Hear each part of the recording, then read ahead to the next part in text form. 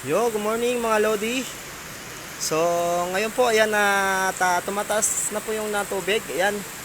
At malalim na po yung tricycle at saka mga kanilang mga sasakyan. Ayan, nandito na sa taas na bahagi.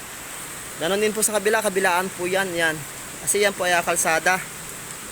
Tapos yung ilog naman po, ayan, mataas na. Ayun yung dating kulungan po ng kalapati. Ayan o, kunting-kunti na lang at apaw na.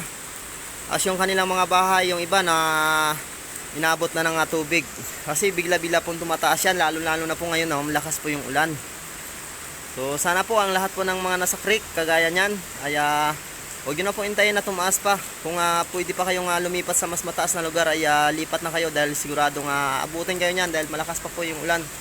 Kanyang buhos ng ulan na yan, madilim yan, Lodi, dito lang yan nakikita na maliwanag.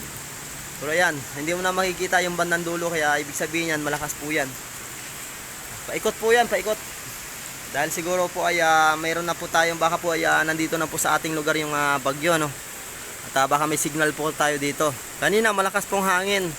Kanina pa po nagano yung ulan na yan. Siguro mga alas 2 o alas 3. Basta po ay nagising na lang ako at ayun nga po, ay nabasa yung ating panapin. Ayun po. Yung lugar na yon malalim, malalim na. Yung kalsada rin po yan at ito yung gilid dito yung barangay. Kaya lang natatakpan lang ng ayan yung may bubong na kulay pula, yan po ay barangay. O ayan o, kita nyo po.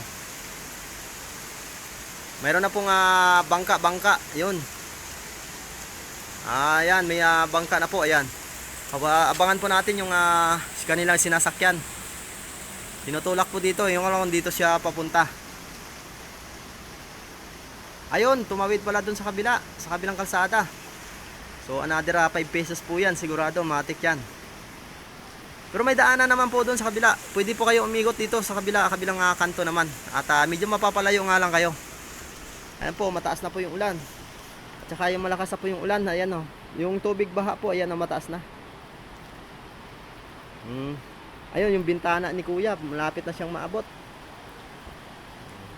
So yung mga bumabiyahe pa, no, dahan-dahan lang po ang pagpatakbo dahil po ay